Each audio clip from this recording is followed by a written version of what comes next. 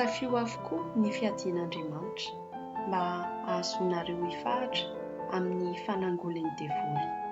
Fa isika tsy mitolona amin'ny ho famandraha, fa amin'ny fanapahana sy amin'ny fanjakana sy amin'ny mpanjaka n'izao fahamaizinana izao dia amin'ny fanahy ratsy eny amin'ny rivotra.